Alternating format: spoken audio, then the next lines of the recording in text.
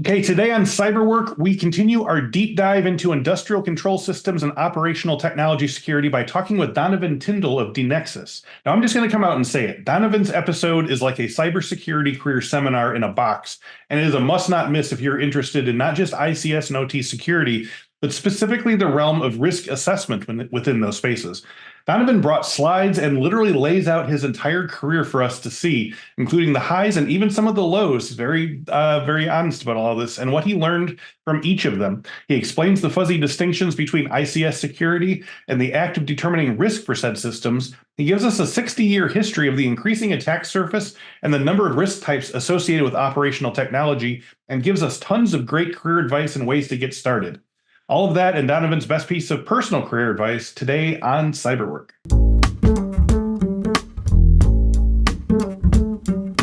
Hello and welcome to this week's episode of the Cyberwork with Infosec podcast. Each week we talk with a different industry thought leader about cybersecurity trends, the way those trends affect the work of Infosec professionals, while offering tips for breaking in or moving up the ladder in the cybersecurity industry. My guest today, Donovan Tindill, is the Director of OT Cybersecurity at DeNexus and has over 20 years of experience dedicated to industrial control systems, operations technology, cybersecurity. He spent over 17 years customer-facing as a control systems cybersecurity consultant in Canada, training and mentoring the technical team, leading major projects, and driving consulting services growth and innovation. Donovan advances industrial cybersecurity globally by volunteering to teach, contribute to standards, support conferences, and thought leadership. He was a former ISA 99-62-443 trainer, a working group co-chair and contributor. He is on the steering team for both US CISA, ICS JWG as vice chair and Public Safety Canada ICS Symposium, helping to select speakers, drive awareness and knowledge about ICS and OT cybersecurity.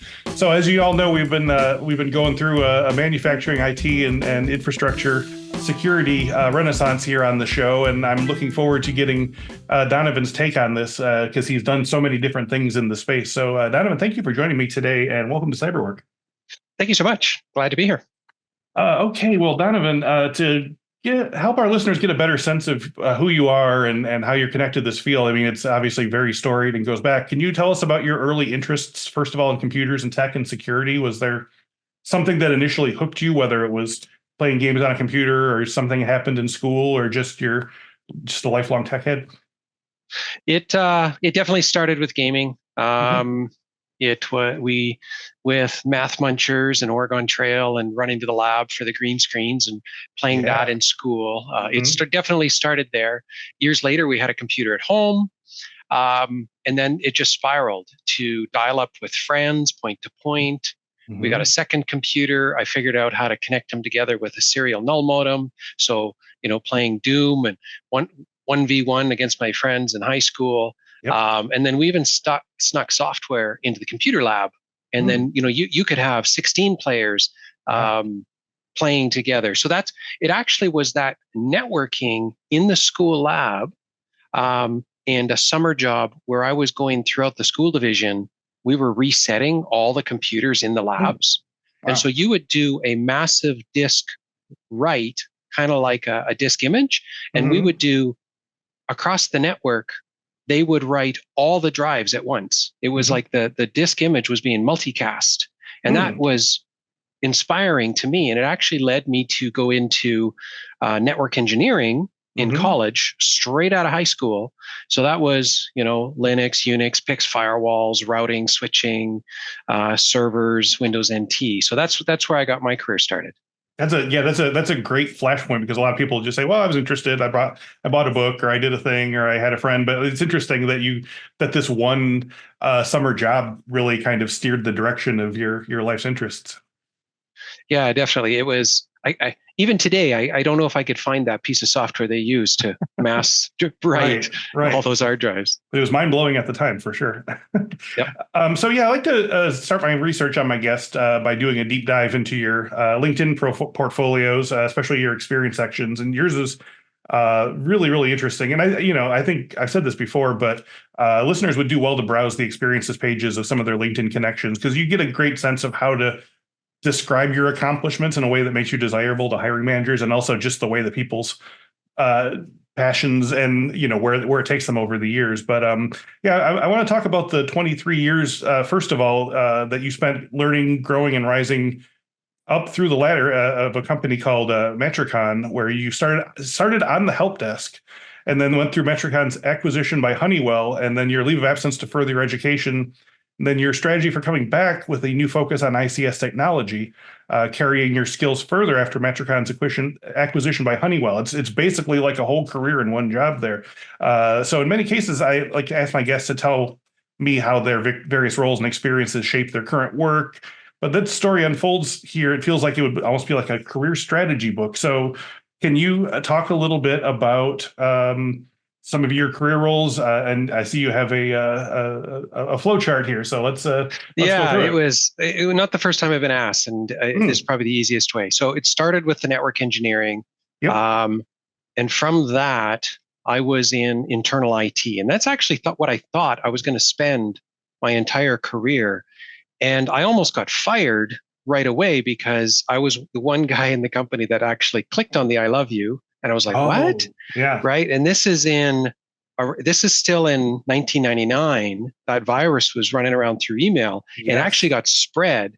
And the IT manager had to cover for me because I wasn't the only one. So, that was my first, I call it butterfly moment. In my career when you almost get fired. There's a couple of those that everybody has. But because I knew quite a bit about Linux, Unix, networking, fiber optics, and et cetera, I actually got pulled out by another team, and I ended up moving to a customer-facing role.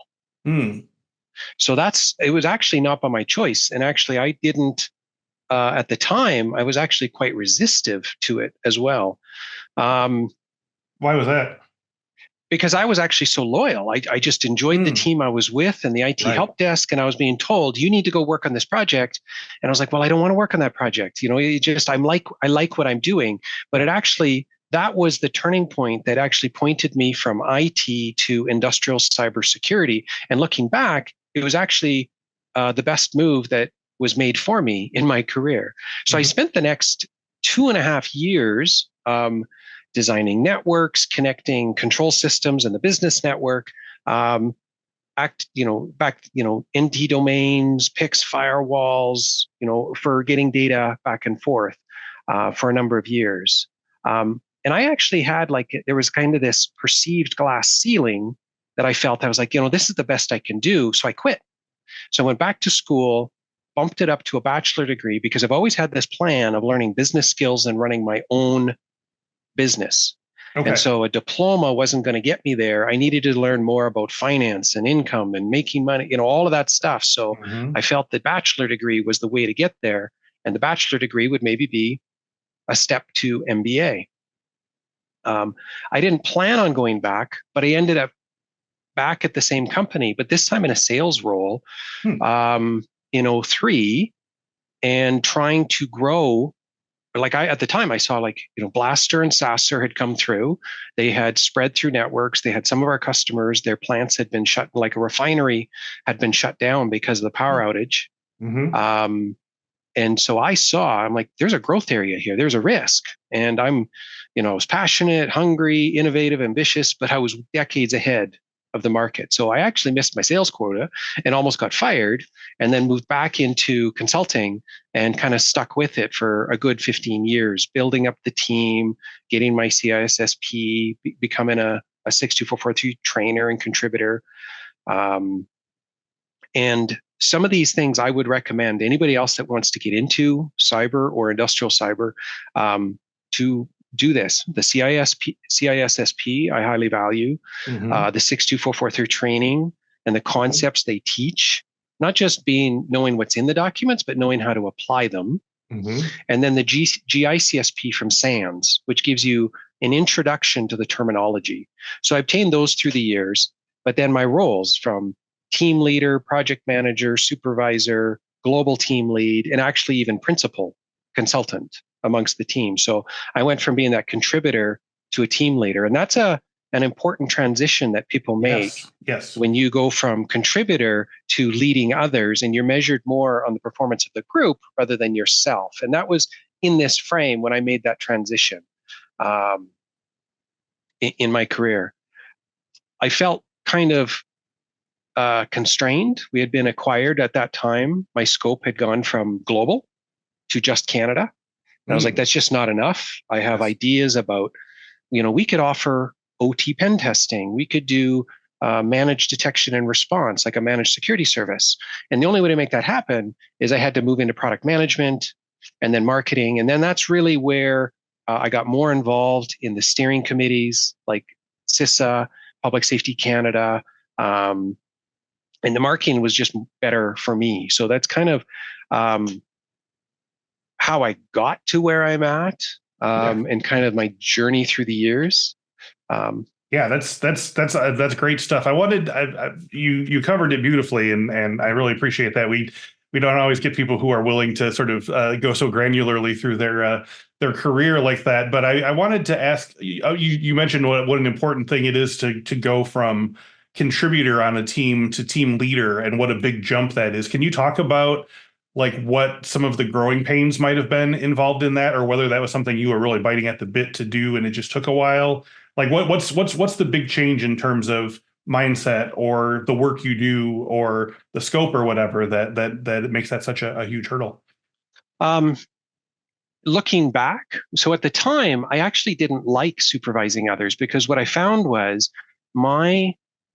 the bar I set for the quality of work, attention to detail, and that I actually struggled to find others that could uphold that bar. So actually leading others, I would often be disappointed. I'm like, well, you could do better. You could, and I was actually very prescriptive on the approach, because I thought that's how I would do it this way.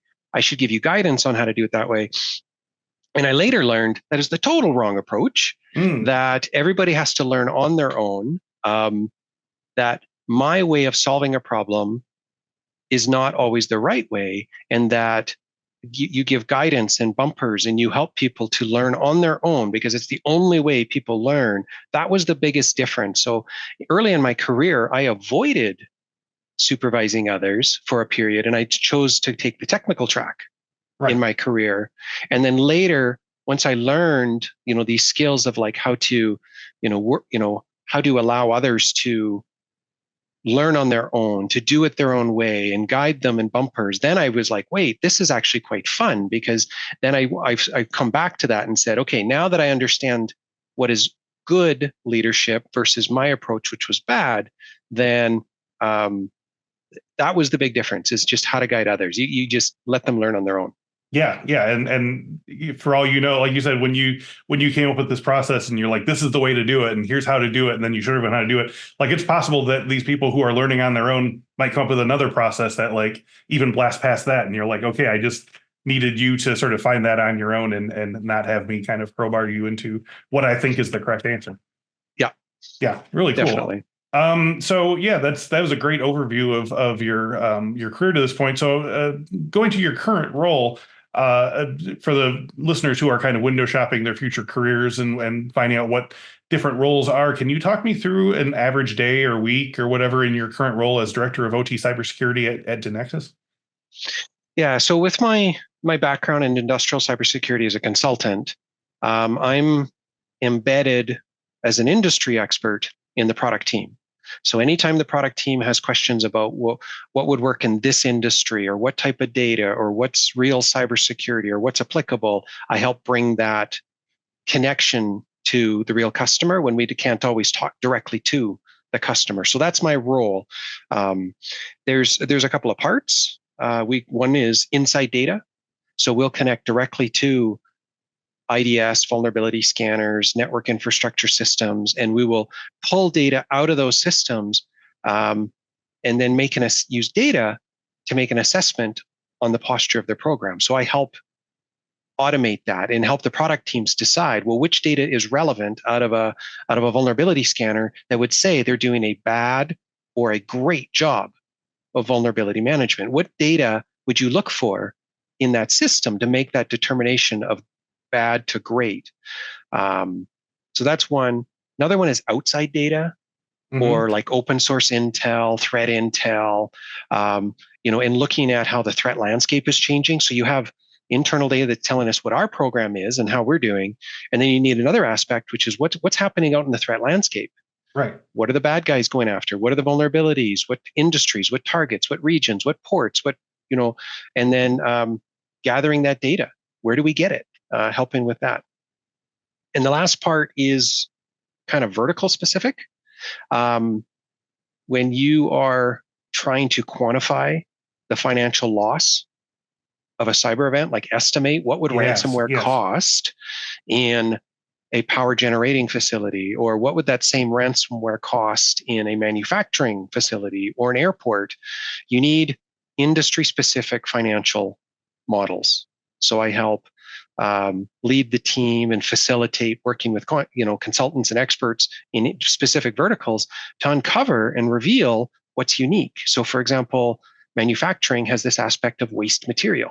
Mm-hmm. If it could be paint, it could be plastic that's hardens in a machine, it could be glue. Well, that doesn't apply to power generation. And in airports, it's about flow of airports and people and baggage. And so that's another part of my job. And so what's cool about it is that you take a cyber event like ransomware, and then you say, okay, what would happen in one of these sectors, and what would that cost? And that's that kind of the intersection of the technical world of cyber and the business or financial world that the executives are interested in. So you can help. You want to do a cyber investment. What would be the loss that it could reduce? Like that. That's what it's kind of where it sits. Yeah, no, that answers a question that I ask a lot when people get to a management level. I ask them if they regret, if they're unhappy with not getting to sort of get into the weeds and get their hands dirty and really like pull into the guts of the machine and stuff by moving to a leadership role. But this sounds like this has kind of elements of all of that. Like are you still doing like active research in your role, or are you sort of synthesizing research that you're getting? Because you said you're sort of collaborating with the engineers and stuff towards solutions or vetting their solution ideas or whatever. Are you still doing that research yourself, or are you sort of, and if so, like what is your research into this kind of stuff look like? So no, I haven't had the total like technical lobotomy. I still have to, dive in and get to think hard. And some of that research is like, as mentioned, the losses in an industry, or even trying to understand like, how does a particular industry make or lose money, right? So you have to go into some of your financial, 101 that you learned and be like, okay, what's an income statement? What's an expense? What are those line items? And could a cyber event touch those? Yes. And so you get to dig into those, and that's been fun. Other ones have been, popping open and digging more into cybersecurity maturity, and how does maturity of a security control, like vulnerability management or network segmentation, how can that lead to better effectiveness or reducing risk, right? So I still get to invent, I still get to research, which is the part that I love about my job. So I don't, not just total leadership. Yeah, that's awesome. Now I want to move sideways from that, because since the end of 2018, you've been an industry advisor for the ICS Security Symposium Advisory Committee for Public Safety Canada, as well as a public speaker and panelist on a volunteer basis for 22 years. So as you said in your LinkedIn profile, quote, "When I choose to speak at a conference, it is not to sell. It is to teach and share experiences, to create debates, share insights, out-of-the-box thinking, and how to simplify and solve complicated cyber problems." So to that end, what does your work with Public Safety Canada involve? And can you talk about both of these roles, both public speaker and advisory committee member, and the way in general that like volunteerism kind of can play in the cybersecurity industry as a whole? Yeah. So early on, I admired some of the leaders in the OT and industrial cyberspace, and I knew I needed to build my own brand. Because if I was going to build my brand, that was kind of the stepping stone to have my own company or consultancy. So my first public speaking was in around 2003, and it was on social engineering in cybersecurity and how to bypass that. It was it forced me to do a couple of things. I wanted to know more about social engineering. 2, prepare slides. 3, submit an abstract, and then force myself to get up in front of an audience to speak publicly. And that helps build your brand. So I always encourage others to take a topic you're passionate about that you believe others want to know, and you create an abstract about that. And if the conference organizers think it matches, then they're going to accept it. And then as long as you focus on learning or teaching others what you've learned, that are the type that everybody's looking for.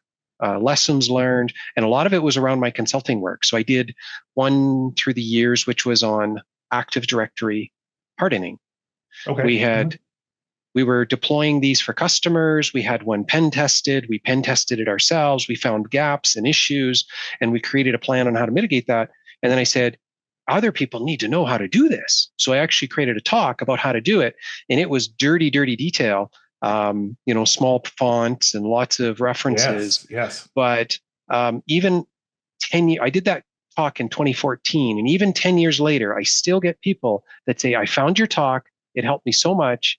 We've hardened our environment. We got a long way to go, but like that was the most fun. Yes. And had the longest tail in terms of benefit, it sounds like. Oh yeah, definitely. Contributing to different like ISA 99 and 62443, because of my work there, I was actually nominated by peers to be on the steering team for CISA's ICS GWG, the Joint Working Group.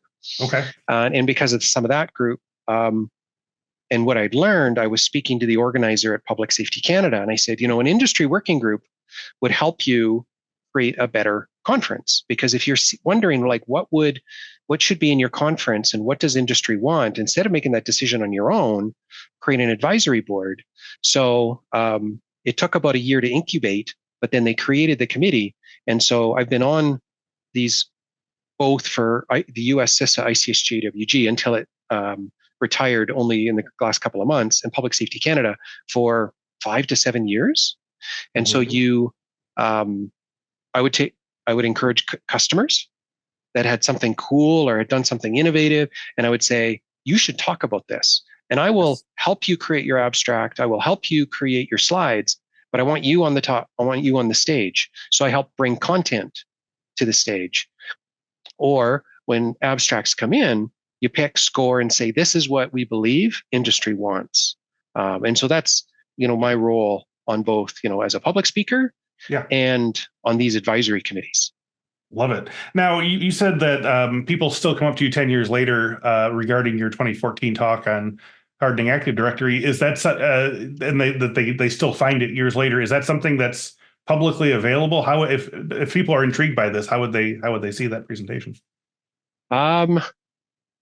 I think if you searched my name in Active Directory, I think it would show up in SlideShare or something. Oh yeah. Somebody had put it up in there at one of the conferences, and it, and there's others as well. I've done through the years, but that one was hit the mark for a lot of people. That's awesome. All right. Well, listeners, you've got your assignment now. This is the extra credit for this particular class. So Donovan, as I said a little bit before the show, when it rains, it pours, and I've been speaking to a number of great ICS and OT cybersecurity experts recently, and I'm really excited to get your insights on this, because it sounds like you have a long experience, but also some different insights into these things. So to just get our listeners up to speed, Donovan, can you talk about some of the current challenges we face in a set of increasingly connected operational technology environments? Yeah, so there's two things that come. So with OT, they're increasingly connected. Yeah.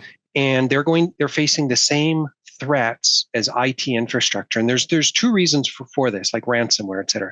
One of them is the convergence of the technology. So when control systems were originally built back in the 70s and then in the 80s, what started to happen is they're like, okay, we need memory, we need compute, we need storage. Wait a minute, let's not build our own motherboard. Let's build this on top of PCs and then use Unix operating system or a Microsoft operating system, use those resources, but we're going to use it for compute, storage and memory related around a control system. So you start seeing this convergence or the use of IT technologies in the control system, Ethernet, databases, SQL Server, IIS, all of that convergence. And now you're seeing it with virtualization, et cetera. And with that comes the exposure or the footprint that a vulnerability that exists in the IT space is now available in both. And convergence isn't new. It's been going on for 40 years. The other is the integration. So you're connecting traditionally an air-gapped environment to get historian data, production, quality, and then get it up into the ERP. Yep. And you need to connect the networks together in order to send the data up and look at reports. And if you have engineers that are configuring the system, they need to get back inside, perhaps from home over remote access or from from headquarters to a remote facility to administer, maintain, and troubleshoot. So it's that connection that can integrate the convergence of the technologies. Those are the big ones. The other challenge is when you add this together, and is kind of this collision of the decades. So you have automation systems that have changed over the years from being pneumatic, analog, digital, all of this convergent Microsoft. And then you start seeing like internet connected, cloud connected, machine learning, AI. But these systems were designed for a different kind of threat landscape. And it takes maybe 5 years to bring one of these to market because the reliability requirements are so high. Like this is not, this is running a refinery with high pressure, right? Like this is a very different level. So there's a lot more validation and verification that goes into it. But then what you have coming up is all these other kind of cyber threats that have come along, but it's actually the offset. So what you have is you have technology designed and deployed in the 2000s facing threats from the 2010s, and the technology of the 2010s is facing the threat of today, right? So there's always, because of this, it's a lagging, it lags for the technology to be deployed, and then it's in operation for 10 or 15 years. Meanwhile, the cyber threat landscape is still moving. And so this is what creates the biggest headache. So, because only way to get ahead of this is you're actually planning OT cyber risk 10, 20 years in advance, because if you want that system to be able to, but there's a cost factor that comes with that. So that's one of the challenges that come with control systems, the connectivity, the convergence, and kind of this offset between what the technology was built for and the threat landscape that exists today. And that holds up patching, it holds up upgrades, it holds up the cost of upgrading, technical debt, et cetera. Yeah, no, I'd never heard that quite expressed that way, especially in terms of the sort of long tail of how, and my guest my previous guest talked about how, you a lot of these industrial systems or these OT systems are built and then untouched basically for 20 years, and that's at odds with the constant patching, the constant vulnerability management of IT and cybersecurity, and yet they have to learn how to get along in one way or another. Yes, and you're starting to see the concept of continuous evolution starting to appear. So the trying to shorten that refresh life cycle in the control system. So instead of waiting 20 years and be faced with having to rip and replace the whole thing, is to have smaller, let's do the network, let's do the, small portions of the infrastructure at a time. So it's spread out rather than all at once. Yes. Yeah. And I want to come back to that when we get to certain job roles and the work that people do around that kind of thing. But because you mentioned it or you talked about it in detail, your work with DeNexus is in large part involved with, like you said, the risk assessment of various aspects of OT and ICS. So to start with, to sort of frame this part of the conversation, you noted that the Securities and Exchange Commission has issued newly implemented rules on cyber risk within the manufacturing sector. To start, can you talk about what some of these rules are, what they entail, and what problems they're meant to correct, and your thoughts on them? Yeah, so the new SEC regulations, there's two main areas. One of them is the disclosure of a material cyber incident within 4 days, right? So this is 4 days is the same time interval that SEC has used for other types of material events. That way, investors are informed and are able to use that information that might affect their investment, right? So that's one. So the number one is the disclosure of. They use existing definition of what is material. But I do foresee that there'll be guidance that comes in the future as to, maybe here's some bumpers as to what is a material cyber event, maybe one that affects financial losses greater than a percentage of revenue. And the second portion of the SEC regulation is going to be, I got it just on one slide here. Right. Is the risk management strategy. So what this affects are the annual requirements. So even if you haven't had a cyber event, they're adding disclosures that you need to include in annual reports and other kind of filings. So one is the processes used for assessing, identifying, and managing this risk, and is it integrated into the overall risk management? So a lot of organizations might have one for maintenance risk, third-party risk, corrosion, health, safety, environmental, but now cyber needs to have a place. And if they use third parties, disclosures that may be around third-party risks, and then if and how it affects the business strategy, operations, which might be manufacturing, generation, all of those outputs of the organization, or the financial condition because of them. It requires the board of directors to have oversight. So now it's bringing that up to a board of directors level, which is a good thing. That's actually a good thing to bring it up to that governance. So then they are more informed, more trained, they learn the terminology, and they can have more of an open conversation. And then there's also requirements about management's role in assessing and managing. So they actually, on at least an annual basis, assess the cyber risk, take steps to manage it, and then report that up to the board so that it could also be reported out. And so there's also some shoulds hiding in there. Who is responsible, a bit of their expertise, do they have any background in cybersecurity? But that's not really, it's a should, not a must. The details of the process, how you go about it, and then if management reports up to the board, right? So that we have today. There was a second part to that. Yes. And once again, the goal is that the ultimate goal that the SEC wants is that they want the investment community, or those investors that are, trading or have shares in this public organization, let them decide whether this is their own a sufficient risk for them or not. So to inform them with, is there a cyber liability or exposure? Is it quite large for this organization? And let the investment community decide, is this something that they're willing to have within their portfolio as well? Yeah, no, that's man, what a great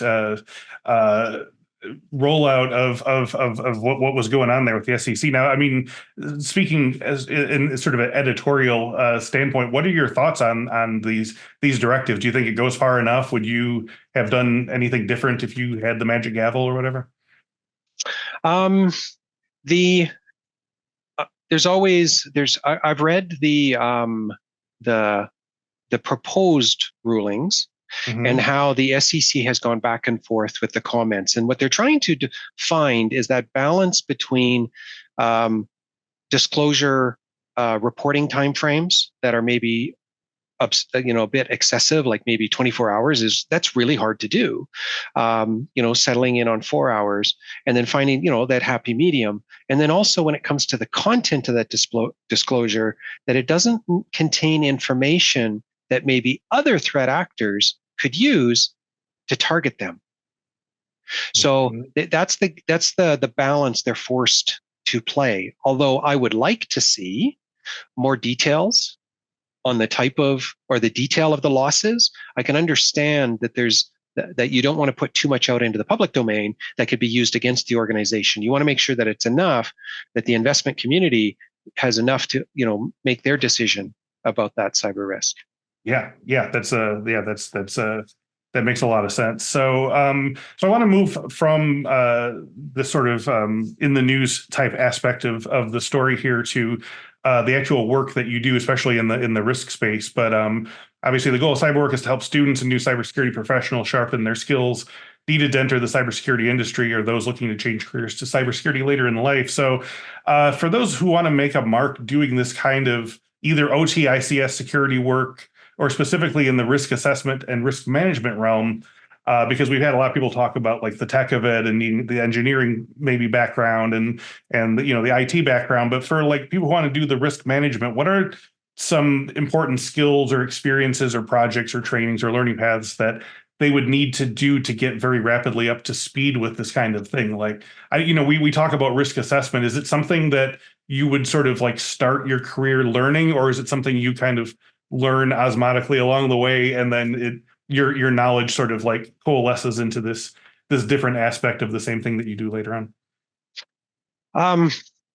For getting into the industrial side of cybersecurity, so obviously, you build great skills in whatever technology. You always start with a foundation in servers, software development, networking, databases, whatever. And then once you've dominated that technology, then you start looking at how do I harden it? How do I protect it? And then that becomes kind of that cybersecurity, the master's portion of, say, your technology, where you get the special training. Now you have a bit of paranoia and then that hunger to learn. When you go into control systems, then what you're adding is that control system automation and engineering. And there's a couple of programs that one of them from the US, CISA, is the 210W. It's about 16 hours of free training hosted by the US government. And it talks about different concepts and introduction to industrial control system cybersecurity, which is a very niche space.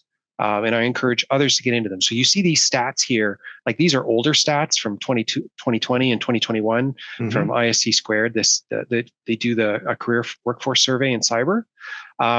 This is only growing bigger. And in the niche area of industrial control systems or cyber physical, it's an even wider gap and even more niche, because now not only do you need to know IT plus cybersecurity, you also need to understand the uniqueness of control systems environments, and then because these facilities, you don't dress up in a fancy blazer. You're putting on coveralls, and you have to have safety training, and your priority shifts. When you perform work, you might submit it into a IT help desk ticket system. When you perform work in an industrial facility, you go to the control room or the work permit office. You submit a permit, they do a safety assessment, PHA or HAZOP, and they determine at that point, have you taken steps to reduce the risk that could cause these consequences? Like you can't even log in as admin and do work until you've gone through all of these health and safety kind of checks in some of these types of environments. Then as you transition to risk management, then you're starting to connect to harmonize it against like other business risks, right? So, the control system's getting old, it needs upgraded.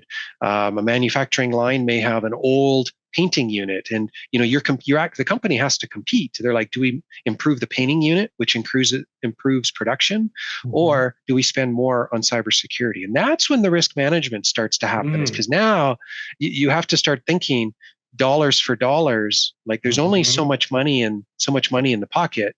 And being able to show that financial benefit of a cyber investment, which might be in the form of,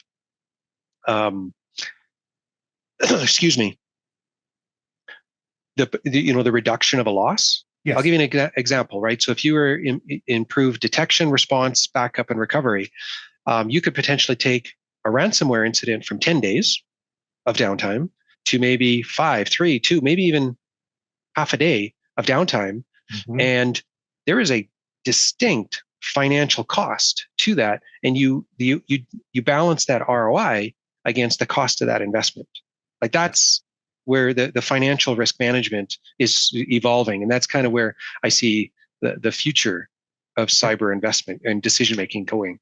That's that feathers into my next question very nicely, because I was hearing other sort of types of skills that might be required in there that we don't talk about. But in your opinion, Donovan, where are the biggest skills gaps among people who are trying to get into these types of OT, ICS risk management positions and careers? Are there certain things do you need like some degree of like econ or budgeting, or like are there things that you wouldn't think of that are causing like a skills mismatch of people who are trying to get into this industry?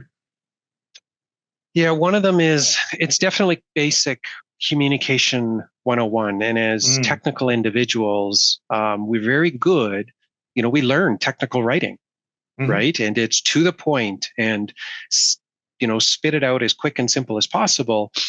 But it's also based on, maybe our own, like a technical person can come up with a logical excuse for anything. But when you're trying to communicate cybersecurity risk, you need to step outside of, the tendency to say, well, we have 2,000 vulnerabilities and we have 10,000 security events that are being hit, log events that are happening every single day. Right. And those are not the variables that resonate with leadership. Yes. Right. So the ones that do are, if we improve this training, we can reduce click rates. If we improve maybe the endpoint protection, we gain visibility into an area that we were entirely blind. So we're actually reducing uncertainty. So it's going from a black zone to that we have no knowledge to having more information. So it actually comes down to, excuse me, a lot of it being the communication and how you spin the message that goes with. That's the number one right off the top. And I've learned that myself as well. Oh, yeah. Now, for listeners who might be listening to this and maybe still unsure about whether this is type of work that might be for them, you've given some, things to watch out for and challenges and stuff. But can you talk about some of your favorite parts of the work that you do?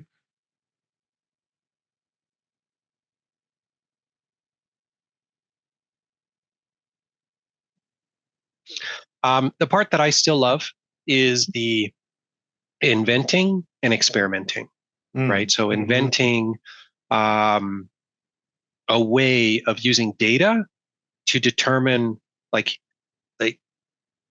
going into the firewall. What I used to do is I would get the firewall rules and I would download the text-based configuration, and and I drop it in, use the UI or the text, or I'd find other ways. Or in the back of my mind, I would have rules in my head of what I'm looking for. IP any, protocol, overly expansive rules. But the invention is that I get to do is, okay, let's create logic and rules that do some of those things I used to do as a professional, but let's automate that at scale for a large number of systems. And let's repeat this regularly, maybe continuously or weekly or whatever. And so I get to do some of that inventing and then experiment with ideas that may or may not work. It's like, okay, let's create a rule that says, let's look for anything with IP any in the rule set. And is that the right way to go about this? And we find out they're like, well, that doesn't quite work. Right. So that's the experimentation side. For me, and it's always driven the kind of initiatives or career choices is being kind of at the ahead of the curve. Either being on a part of a working group or helping and develop an industry standard to solve a problem that nobody else has solved before. That's where I want to be, right? And so that's even why it made me go out to join DeNexus, because they're solving a problem that I feel that I struggled with, and I feel that the industry needs to be solved. And the other one for me is just making a difference, right? So that's when you choose, when you invent, when you experiment, and you're trying to be ahead of the curve, you're solving actual real problems, and that's where the fun comes in. And like that old Active Directory slide deck, which I thought everybody needed, and then you're like, wow, years later, people are still finding this useful. It's actually so rewarding too. You're like, wow. It's also sad that 10 years later, people are still needing this type of information. Oh, for sure. Yeah, no, that's a constant refrain. We've been doing this podcast for about 5 years now, and 6 years at this point, and yeah, that's the constant refrain. Is not a lot has changed in certain places, and the same lessons need to be repeated over and over. So, today, Donovan, I mean, you've given our listeners so many great pieces of career advice. Can you tell us the best piece of career advice that you ever received? It was probably one of my early managers, and he actually had he had gone to school and he had taken philosophy and psychology. Well, that didn't pay off, and then he had to go back into school to go into technology. But what he learned and shared with me is how you spin an idea, right? So your objective might be how to get funding or to get an initiative, and with that is you empathize with the individual you're speaking to, and you really want to view the world from not from their seat or their lens or their shoes, but actually their experience, right? Like how do they view the world? Like if they have no cybersecurity knowledge at all, or what little they have, how would they interpret that world? And then you need to speak to that language. And so when you spin the idea, you're speaking from the common language, something that is familiar to them. It resonates, it connects, it helps you. You find that kind of win-win relationship. Or you build, the win-win, which is like, okay, if we solve this problem together, we're gonna, go forward to this cybersecurity initiative. But at the same time, I can solve one of your problems at the same time. There's that win-win. Spinning. It was always called the spin. So you can always, I do it with my children as well. It's like, okay, you need to eat this, or you need to do your dishes because I said so. But you're like, no, you spin it in a way that, okay, let's get through dinner. And then afterward, we'll head off to the playground, right? Yes, you found the win. Right? Like you don't, it's non-confrontational. All of a sudden they're motivated to get it done. Or when it comes to like chores, it's like, okay, rather than do it because I say so, it's like, okay, let's get this done. And then, we'll go do something together, or I'll leave you alone, which is more what my teenagers want. You get that done and I'll leave you alone, and then you can go have your, it's that spin, which I find has helped. And that's a must in terms of, trying to convince your board that you need more or less or different money, or more or less or different emphasis on what they think is the important thing. I suppose is you need to be able to figure that spin out. So we talked a little bit about DeNexus at the top of the show, Donovan, but as we wrap up, tell us about DeNexus and the work that you do to protect manufacturing, industrial control, and crucial infrastructure.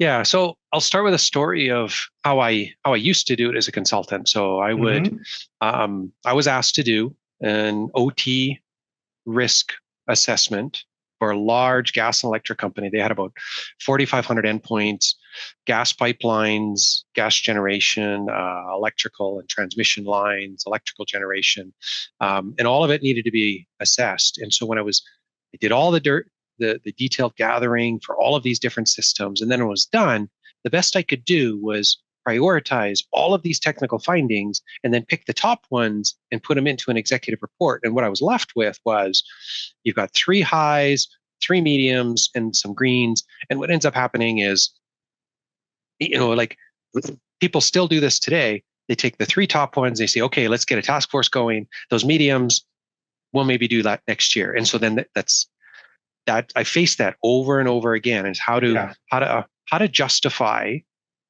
this cyber risk. So what DeNexus is doing is that we're enabling cyber teams to quantify cyber risk.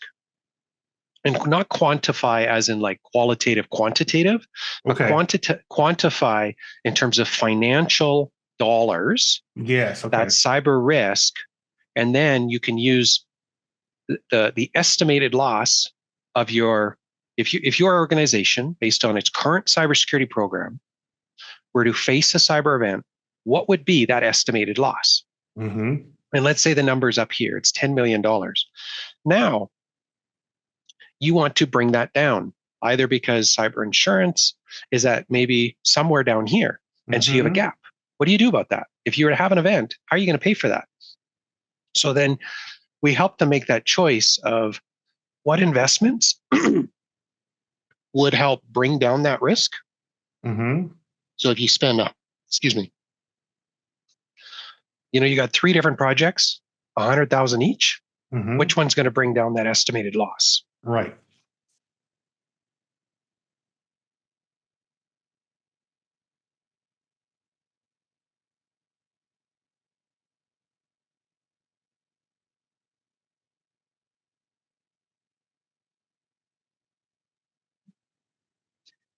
Which one is going to bring down that estimated loss of the event the most? So then you can look at those 3 different projects and you can say, okay, well, this one will reduce the potential loss by this much. Wait a minute, this one has the greatest ROI. And it's because the loss is coming down by spending this money. And so we're helping understand the value at risk, that, technical debt, the liability that this cyber event could have on the organization. The financial leaders can make decisions and say, is this a risk worth spending more money on? Do we buy down? Do we transfer risk? Or have we hit that spot where we are perfectly acceptable? We've got money in the bank. We will cover that event. That's okay. We're going to go ahead with our cybersecurity program.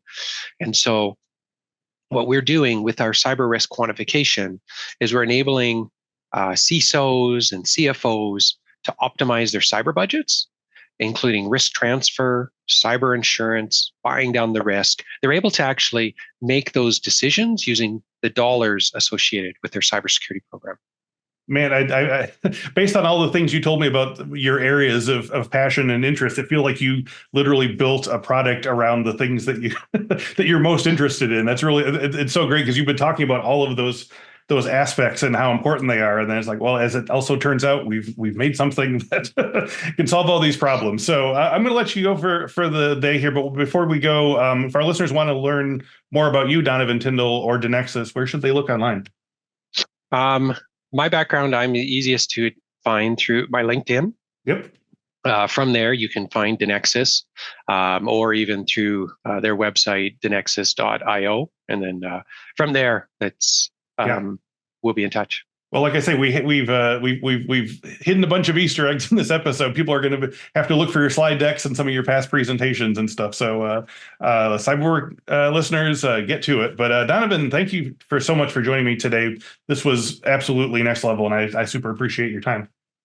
Thank you so much. I appreciate it. I had so much fun.